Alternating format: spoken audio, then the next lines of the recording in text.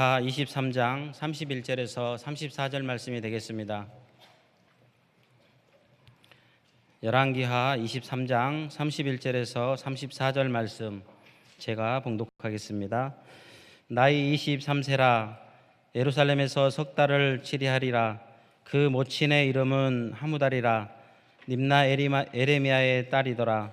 여호아스가 그 열조의 모든 행위대로 여호와 보시기에 악을 행하였더니 바르느고가 저를 하마 땅 림나에 가두어 예루살렘에서 왕이 되지 못하게 하고 또 그 나라로 은 100달란트와 금 1달란트를 벌금으로 내게 하고 바르느고가 요시야의 아들 엘리야김으로 그 아비 요시야를 대신하여 왕을 삼고 그 이름을 고쳐 여호야김이라 하고 여호와스는 애굽으로 잡혀갔더니 저가 거기서 죽으리라. 이는 하나님의 말씀이니라. 아멘.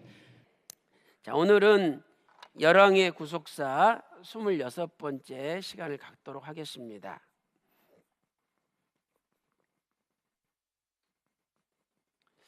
자, 오늘 여호아하스 왕을 공부를 할 텐데요.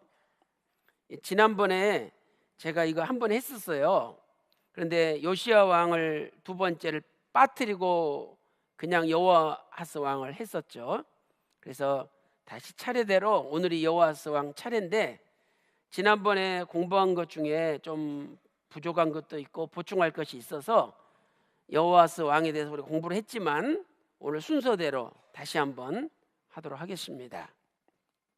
자, 이 여호아하스 왕은 남유다의 17번째 왕이죠. 남유다의 몇 번째 왕이에요? 17번째 왕입니다. 그리고 이 여호아스는 예수님의 족보 2기와 3기 사이에 빠진 왕이 해당되죠. 3기 사이에 빠진 왕이 해당된다. 자, 먼저 이 여호아하스 왕의 연대를 우리가 한번 살펴보도록 하겠습니다. 자, 이렇게 보시면은 여호아하스 왕의 아버지가 요시야 왕이죠. 요시야 왕. 그래서 요시야 왕은 주전 640년부터 주전 609년 B까지 하반기까지 통치를 했었죠. 그리고 이제 요시야 왕 다음에 이 여호아하스 왕이 된 거죠. 여호아하스. 이 여호아하스 왕은 주전 609년 B부터 주전 608년까지 뭐 횟수로는 2년에 걸쳐져 있지만 실제로는 3개월을 통치한 거예요. 이 기간이 3개월을 통치한 거죠. 그러니까 609년의 하반기에 시작해서 608년 초에 왕이 끝난 거죠. 그래서 여호아스가 왕이 될 때 이때 나이가 23살이었다. 이렇게 성경은 말씀하고 있습니다. 그 다음에 이제 여호아스 다음에 왕이 된 사람이 여호야김이죠. 여호야김. 그래서 이 여호야김은 주전 608년부터 주전 597년까지 통치를 했었죠. 자, 이게 이제 여호아스를 중심으로 그 연대를 우리가 살펴본 겁니다. 자, 이 말씀이 역대하 36장 2절과 3절에 기록되어 있어요. 그래서 여러분들이 역대하 36장 2절과 3절 보면 여호아스가 23살의 왕이 되어서 3개월을 통치하였다. 이렇게 성경은 말씀을 하고 있습니다. 자, 그래서 이 여호아스 왕 주변에 여호아스 왕 그 앞뒤의 왕들을 우리가 조금 더 자세히 살펴보겠어요. 자, 표를 그려 보면은요.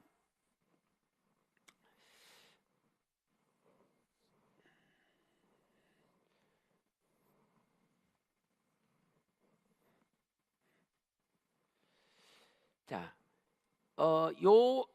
여호와스 왕의 아버지가 요시야 왕이다. 이렇게 살펴봤죠. 그래서 요시야 왕은 주전 640년부터 609년 비까지 31년을 통치를 했죠. 31년을. 그 다음에 이제 여호와하스 왕이 왕이 되었죠. 여호와하스 왕은 주전 609년 B부터 608년까지 3개월을 통치했죠. 그리고 나서 여호와스 다음에 여호야김이 왕이 됐죠. 여호야김은 주전 608년부터 597년까지 11년을 통치를 하였습니다. 그리고 여호야김 다음에 여호야긴 왕이 되었어요. 여기는 긴이죠. 주전 597년 횟수로는 한 해인데 실제로는 3개월하고 10일을 통치했어요. 3개월 10일. 역대하 36장 9절에 기록되어 있죠. 3개월하고 10일을 통치했다. 그래서 여호와하스 왕은 3개월, 여호야긴 왕은 3개월하고 10일을 통치했죠. 그리고 이제 남유다의 마지막 왕이 시드기야 왕이에요. 이 시드기야 왕은 주전 597년부터 586년까지 11년을 통치했죠. 그래서 주전 586년에 이제 시드기야 왕이 마지막 왕으로 남유다가 바벨론에게 망하였다라고 역사는 증거를 하고 있습니다. 이렇게 우리가 여호와 왕을 중심으로 앞뒤의 왕들의 연대를 이렇게 이런 그림으로 또는 도표로 우리가 살펴봤습니다. 자, 그다음에 이제 두 번째로 그 여호와스의 이름의 뜻을 우리가 한번 살펴보면은요. 이름의 뜻. 자, 여호와스는 예호아하즈라는 단어죠.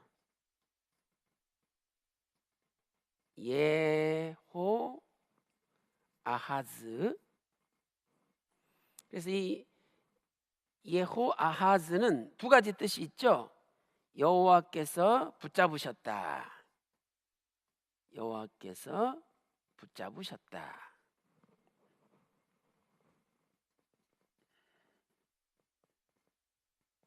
자, 그다음에 두 번째는 여호와께서 붙드신다. 여호와께서 붙잡으셨다. 또 여호와께서 붙드신다라는 뜻을 가지고 있습니다. 그래서 오늘 우리의 인생도 하나님께서 붙잡아 주시고 또 하나님이 붙들어 주시는 삶을 살아야지.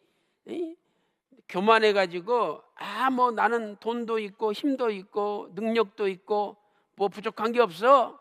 하나님 없어도 돼. 바로 이 순간부터 멸망의 지름길로 들어간다는 것을 우리는 알아야 돼요. 그래서 항상 우리는 겸손하게 하나님 아버지 나를 붙들어 주세요. 나를 붙잡아 주세요. 이렇게 맡기고 기도하는 마음이 필요하다는 거죠. 자, 이렇게 해서 우리가 이름의 뜻을 살펴봤고요. 그다음에 이제 세 번째는 그 여호와스의 생애에 대해서 우리가 한번 살펴보도록 하겠습니다. 자, 세 번째 여호와스의 생애. 자, 첫째로 여호와스는 네 명의 형제 중에서 가장 먼저 왕이 되었죠. 가장 먼저 왕이 되었다. 자, 왕하 23장 30절 우리 다 같이 한번 읽어보겠습니다. 찾아보세요. 열왕기하 23장 30절 보겠습니다.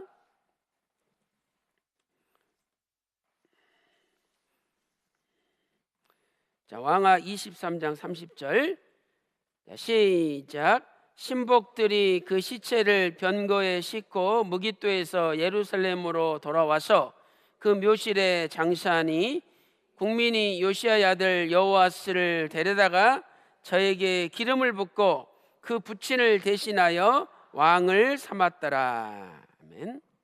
자, 그러니까 이 요시야 왕이 죽고 그다음에 아들이 4명이 있었는데 이 여호아스를 제일 먼저 왕으로 세웠다는 거죠. 그래서 첫째로 요 4명의 형제 중에서 장자는 누구냐? 장자는 요하난이에요. 요하난이고,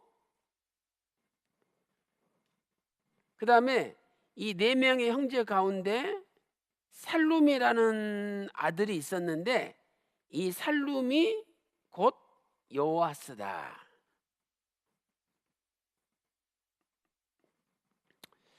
자, 여러분이 역대상 3장 15절 보면은요, 이런 말씀이 기록되어 있어요. 역대상 3장 15절에 이제 아버지 요시야 왕의 아들들의 족보가 기록되어 있죠. 아들들. 근데 이 족보를 보면 그 중에 장자는 요하난이 되는 거죠. 그 다음에 이제 족보의 제일 마지막으로 기록된 왕 이름이 살룸이 나와요. 근데 그 살룸이 여호아스죠. 그래서 역대상 3장 15절 보면 요시야의 아들들을 이렇게 4명으로 소개를 하고 있어요. 그래서 첫째는 장자는 요하난이요. 그 다음에 여호야김이요. 그 다음에 시드기야요. 시드기야요.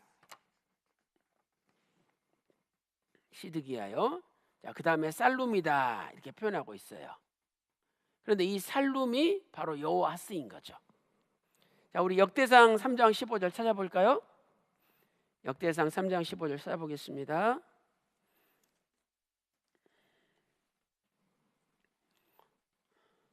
자, 역대상 3장 15절입니다.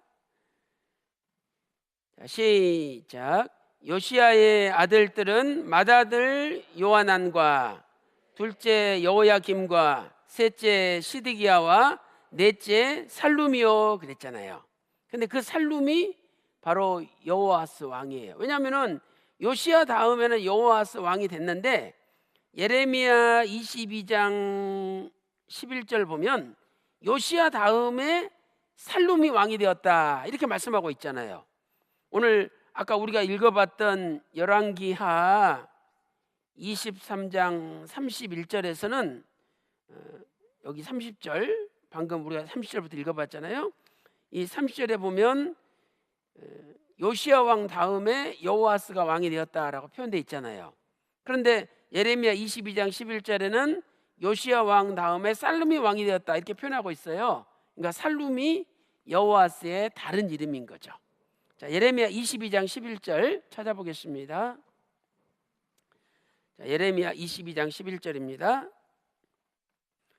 예레미야 22장 11절.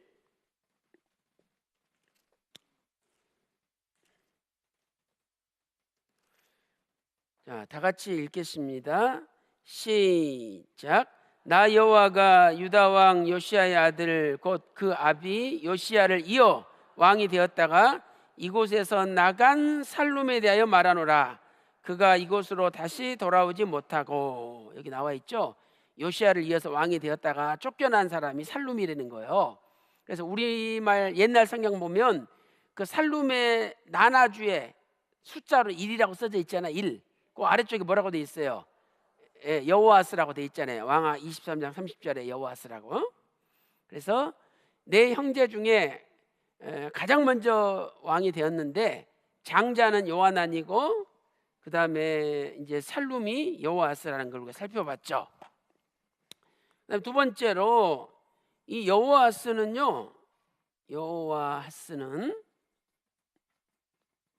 출생상으로 볼 때 셋째 아들이에요. 요시야의 셋째 아들이다. 출생상으로 볼 때는 요시야의 몇째 아들이에요? 셋째 아들이라는 거죠. 자, 우리가 이걸 어떻게 알 수 있냐면 그 역대하 36장 2절에 보면은요 여호아스에 대해서 살펴볼 수 있잖아요. 근데 여호아스가 왕이 될 때, 여호아스가 왕이 될 때 몇 살이라? 23살이라 이렇게 기록돼 있거든요. 그러면 여호아스가 왕이 된 게 주전 몇 년에 왕이 됐어요? 아까 주전 609에 왕이 됐잖아요. 609년. 그때 23살이었다는 거예요. 그러니까 609에다가 23을 더하면 주전 632년이 나오는데 요때 여호아스가 출생했다는 거죠. 그래서 우리는 여호아스 왕은 609년에 왕이 될 때 23살이었으니까 609에다가 23살을 더하면 주전 632년에 태어난 것을 알 수가 있어요. 자, 그런데 역대하 36장 5절에 보면 여호야김 왕이 나와요. 그래서 여호야김도 왕이 되었는데 이때 25살이라. 25살이라. 근데 여호야김이 왕이 된 것은 주전 몇 년에 왕이 됐어요? 608년에 왕이 됐죠. 예? 그러니까 608년에 왕이 될 때 여호야김이 25살이래요. 그래서 608년에다가 25를 더하면 주전 633년이 나와요. 그러니까 우리가 연대를 계산해 보면 여호야김이 여호아스보다 1년 먼저 태어난 형이라는 거예요. 누가 형이에요? 여호야김이 형이라는 거예요. 여호아스가 동생이고. 자, 그 다음에 왕하 24장 16절에 보면은요 시드기야가 나와요. 시드기야가 왕이 됐어요. 근데 시드기야가 왕이 됐을 때 21살이라는 거예요. 시드기야가 왕이 됐을 때 몇 살이에요? 21살. 근데 여러분 시드기야는 몇 년에 왕이 됐나요? 주전 597년에 왕이 됐잖아요. 그러니까 597년에 왕이 될 때 21살이니까 597에다가 22를 더하면 주전 618년이 나와요. 그래서 이 시드기야 왕은 주전 618년에 태어난 거예요. 그러니까 우리가 이제 이 출생 순서상으로 정리를 한번 해본다면 이제 이렇게 정리할 수가 있겠죠. 요시야한테 아들이 4명이 있었는데 첫 번째 아들이 요하난이에요. 왜 하여튼 요하난이 몇 살인지는 모르지만 맏아들이라고 아까 역대상 3장 15절 족보에 말씀하고 있으니까 요하난이 맏아들이에요. 그 다음에 두 번째 아들은 누구예요? 여호야김이죠. 여호야김은 주전 633년에 태어난 거죠. 그리고 1년 있다가 여호아하스가 태어났어요. 여호아스는 주전 632년에 태어났죠. 그리고 나서 마지막 아들이 시드기야인데 시드기야는 주전 618년에 태어난 거예요.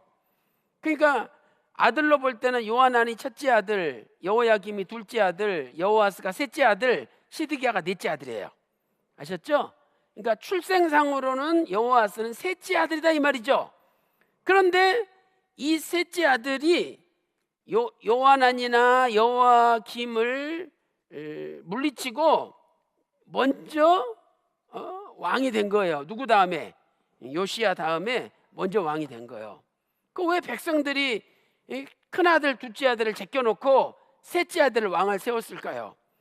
이 셋째 아들이 가장 능력이 있으니까 셋째 아들을 왕으로 세운 거예요.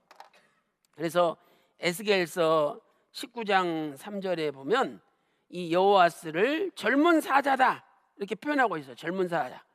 젊은 사자가 얼마나 힘이 세고 빠르고 능력이 있어요. 젊은 사자라는 거예요. 여러분 세종대왕도 셋째 아들이에요. 근데 셋째 아들인데 왕이 됐잖아요. 그러니까 이렇게 능력이 있기 때문에 백성들이 아버지 요시야 왕이 죽으니까 셋째 아들인 여호아스를 왕으로 세운 거죠. 그래서 우리는 이렇게 연대를 계산하면은 여호아스가 세 번째 아들이라는 것을 알 수가 있는 거죠. 자, 그다음에 이제 두 번째 우리가 생애에 대해서 살펴보도록 하겠습니다. 자, 우리가 지금 여호와스의 생애를 살펴보고 있는데 첫 번째는 내 아들들 중에서 가장 먼저 왕이 됐죠. 가장 먼저 왕이 되었다. 몇 번째 아들인데? 세 번째 아들인데 가장 먼저 왕이 된 거예요. 자, 그 다음에 이 여호와스는 아주 포악한 왕으로 백성에게 악정을 행한 거죠. 포악한 왕으로 백성을 삼켰다.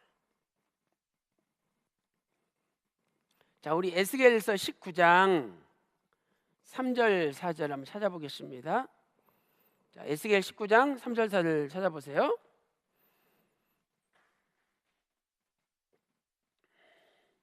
자, 에스겔서 19장 3절 4절입니다. 여기 보세요. 아까 시드기야가 21살에 왕이 될 때 주전 597년이라고 그랬죠? 요 구절이 왕하 24장 16절이 아니라 18절이에요. 이것만 고쳐놓으세요. 왕하 24장 18절이다. 자, 우리 에스겔 19장 3절 4절 읽어보겠습니다.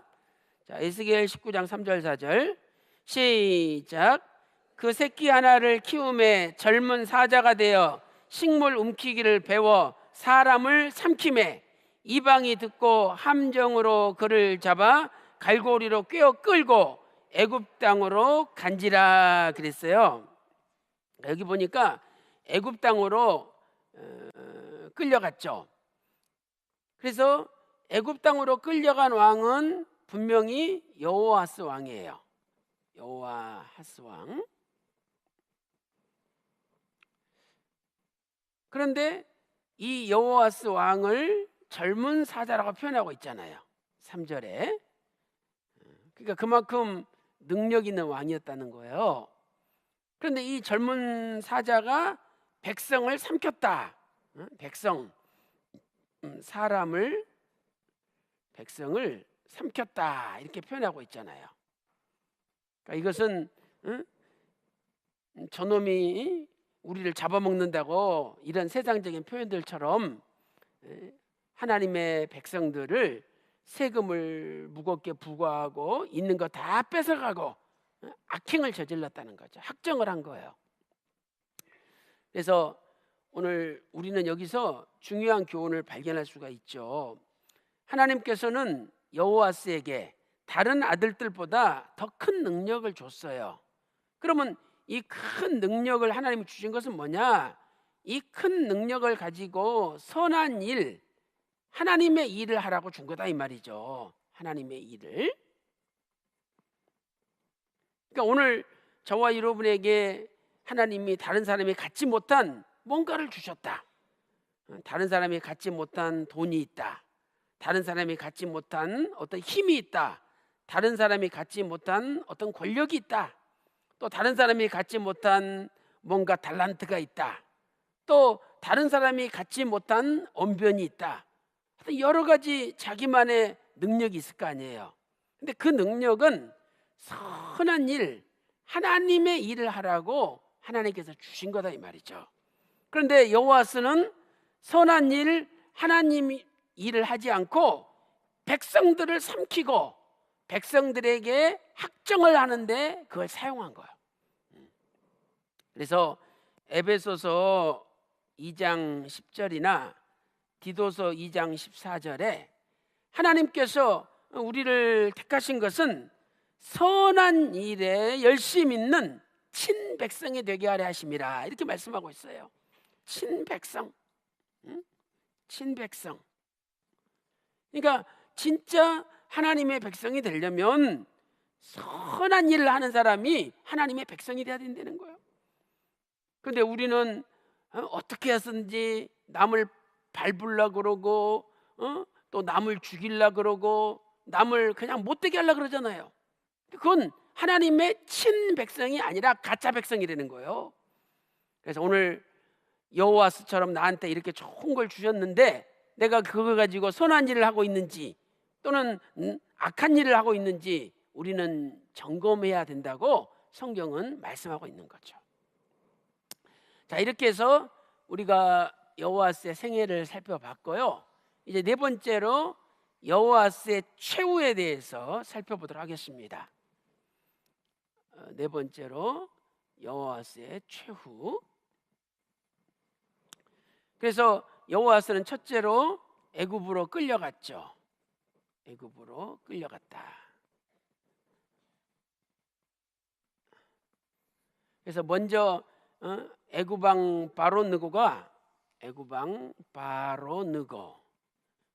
이 애굽왕 바로 느고는 애굽의 제26왕조 두 번째 왕이죠. 애굽의 26왕조 두 번째 왕인 이 바로 느고가 여호와스를 림나라는 곳에 가뒀다가 다시 애굽으로 끌고 갔어요. 애굽으로 끌고 갔다. 자, 열왕기하 23장 33절 34절이에요. 열왕기하 23장 33절부터 34절이죠. 자, 한번 다 같이 읽어보겠습니다. 자, 열왕기하 23장 33절 34절 시작.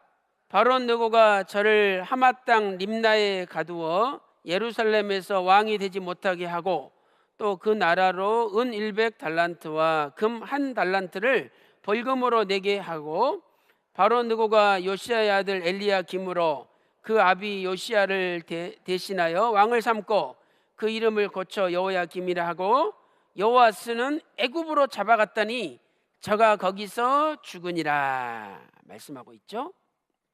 그래서 애굽에서 죽었어요. 돌아오지 못하고.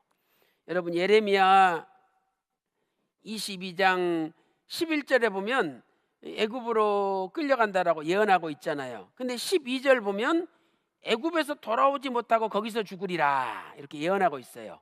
예레미야 22장 12절에. 그런데 이 예언대로 여호와스는 애굽에 끌려가 가지고 돌아오지 못하고 죽었어요.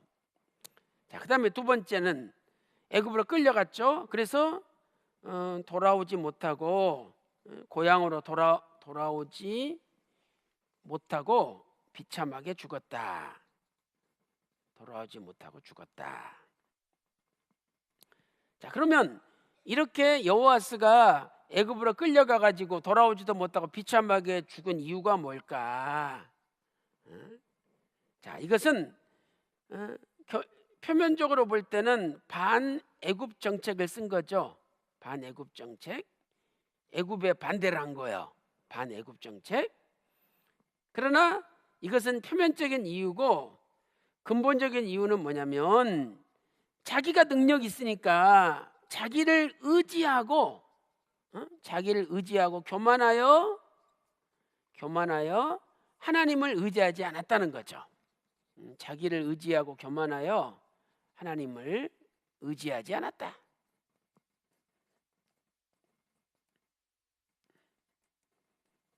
그래서 잠언 16장 18절에 교만은 패망의 선봉이요 거만함은 넘어짐의 앞잠이니라. 잠언 16장 18절에 말씀하고 있죠. 또 잠언 29장 1절 말씀 보면 자주 충고를 받아도 듣지 않는 사람은 순식간에 망한다. 그 말씀이 잠언 29장 1절에 기록되어 있어요. 그래서 이렇게 여호와스는 순식간에 자기 능력을 믿고 교만해서 하나님을 의지하지 않으므로 망한 거죠. 그래서 오늘 우리는 이러한 여호와스 같은 경우를 아수르 왕 사네립을 통해서 살펴볼 수가 있어요.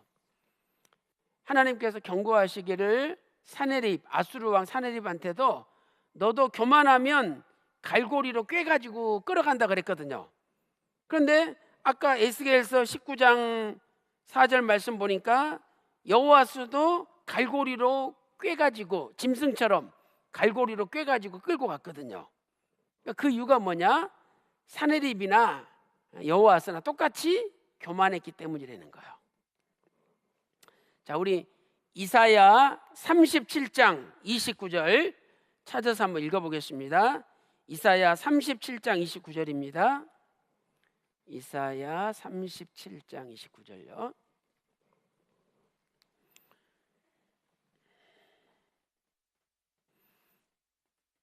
자, 이사야 37장 29절. 여기 네가 나를 거스려, 이 네는 사내립을 가리켜요. 사내립 왕이 하나님을 거스렸다는 거죠. 자, 시작. 네가 나를 거스려 분노함과 내 오만함이 내 귀에 들렸으므로 내가 갈고리로 네 코를 꿰며 자갈을 내 입에 먹여 너를 오던 길로 돌아가게 하리라 하셨나이다 그랬어요. 그래서 오늘 저와 여러분도 내가 다른 사람보다 잘하는 것, 능력이 있다면 하나님의 은혜라는 것을 진심으로 감사하고 그것 때문에 교만해지고 자만해지고 오만해지고 거만해지지 말고 오히려 더 겸손해져서 하나님을 의지하고 엎드림으로 여호와스처럼 비참하게 인생 마치지 말고 하나님께 영광 돌리고 하나님 기뻐하시는 믿음의 인생 되시기를 주님의 이름으로 축원합니다. 자, 이렇게 해서 이제 우리가 여호와스의 최후를 살펴봤고요. 이제 결론적으로 여호와스에 대한 평가와 구속사적 경륜에 대해서 한번 살펴보도록 하겠습니다. 자, 결론적으로 여호와스에 대한 평가, 그다음에 구속사적 교훈이죠.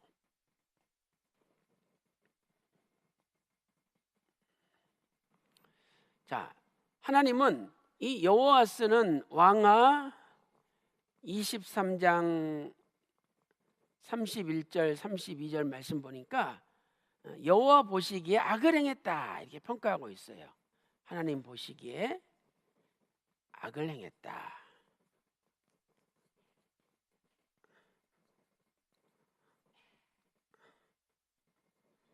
자, 우리 왕하 24장 32절만 읽어보겠습니다. 자, 열왕기하 24장 32절 시작. 여호와스가 그 열조의 모든 행위대로 여호와 보시기에 악을 행하였더니, 그렇죠? 하나님 보시기에 악을 행했어요. 그래서 그 결과 족보에는 제일 끝에 기록되었다. 끝에 기록되었다. 그러니까 여러분 참 하나님의 평가가 너무 정확하잖아요. 여호와스는 세 번째 아들인데 제일 먼저 왕이 되었어. 그럼 족보에도 제일 먼저 기록돼야 될 거 아니에요. 근데 족보에는 제일 끝에 기록되어 있어요.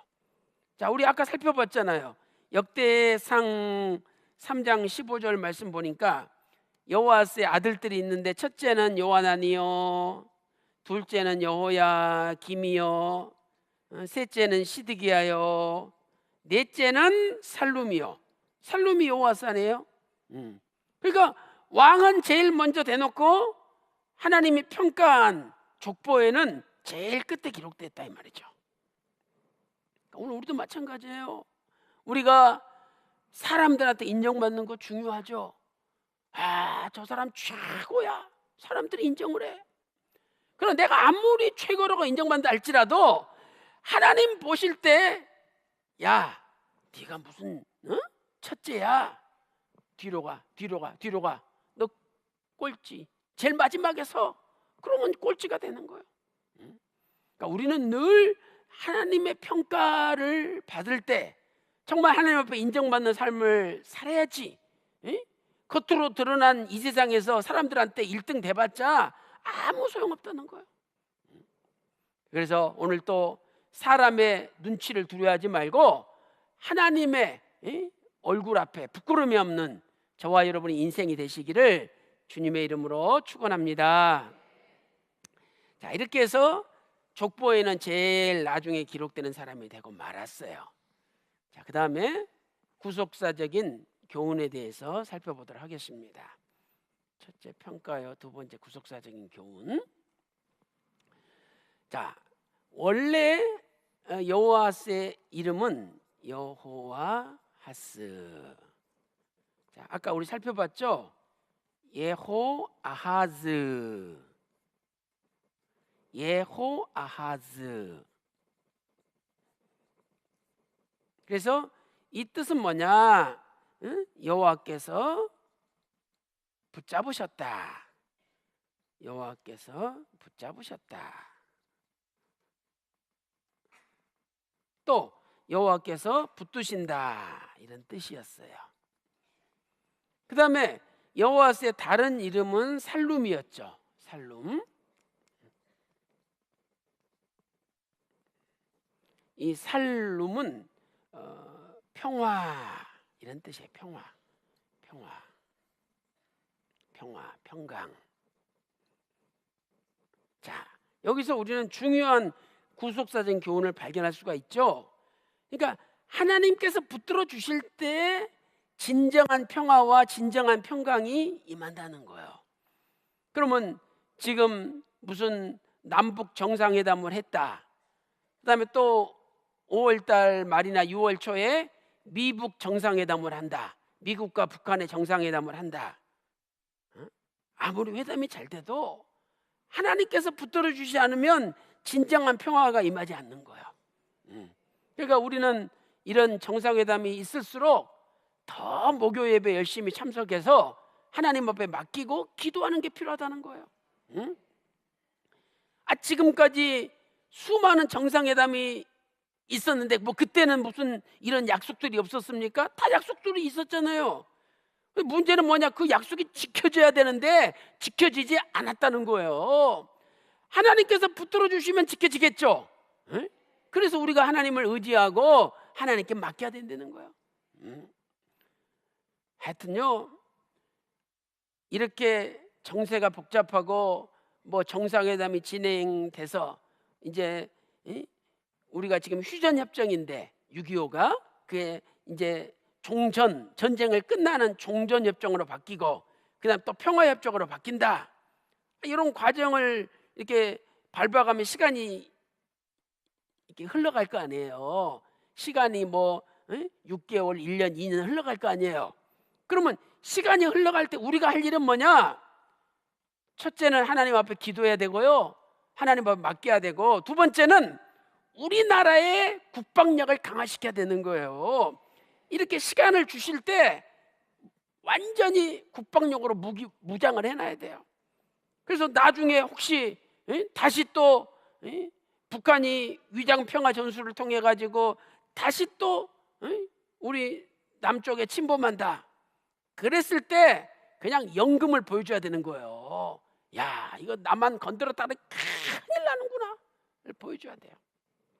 그래서 지금 옛날에는 전쟁이 사람이 하는 전쟁이지만은요, 앞으로는 전쟁 개념이 틀려요. 앞으로는요, 이게 드론을 띄워가지고 쫙 보내면 드론에서 이 조그만한 로봇이 수백 수천 로봇이 딱 떨어져요. 사람이 낙하산타고 떨어지듯이. 그리고 떨어지면서 또 자기들이 세포 분열해가지고 또 분열이 돼요. 그래서 사람 대신 로봇이 다 싸우는 거예요. 근데 지금 그런 기술이 우리나라가 세계 최고예요. 우리나라가 이런 뭐 게임, 컴퓨터 이런 걸 잘하잖아요. 그러니까 앞으로 그런 쪽으로 신무기를 개발해 가지고 그냥 우리가 버튼만 누르면 지들이 쫙 북한에 다 퍼져가지고 딱 폭격하고 다 그냥 박살내고, 앞으로는 이렇게 전쟁 개념이 달라지는 거예요. 그러니까 우리가 하나님 앞에 기도하면서 그런데 눈을 떠가지고 최신식 무기로, 첨단 무기로 무장하면은요, 그때는 북한이 우리 밑에 슬슬 긴다니까요. 그래서 이런 큰 시각을 가지시고 이런 너무 막 감정적으로 대응하지 마시고 하나님 앞에 맡기고 기도하는 저와 여러분 되시기를 주님의 이름으로 축원합니다. 하여튼 하나님이 붙들어 주셔야 평화와 평강이 임하는 거야. 그런데 여호와 쓰는 사람은 어떤 사람이었느냐? 그 유대 고대사 제 10권 5장 81절에 보면은요, 유대 고대사 10권 5장 81절에 보면 이것도 원로 목사님이 찾아놓으신 거 아니에요. 거기 보면 이 여호와스는 불신앙의 사람이요, 응? 불신앙의 사람이요 불순한 사람이다. 순수하지 못해, 응? 불순한 사람이었다. 이렇게 기록되어 있어요. 응? 그러니까 하나님을 의지하고 하나님이 붙들어 달라고 기도해야 되는데 하나님 제껴놓고 자기 능력을 너무 믿었다는 거예요. 자기 능력을. 김정은도 마찬가지고 한국의 문재인 대통령도 마찬가지고 누구나 다 마찬가지예요. 하나님을 의지하고 하나님 붙들어야지 자기 능력만 믿고 그러다가는 큰일 난다는 거예요.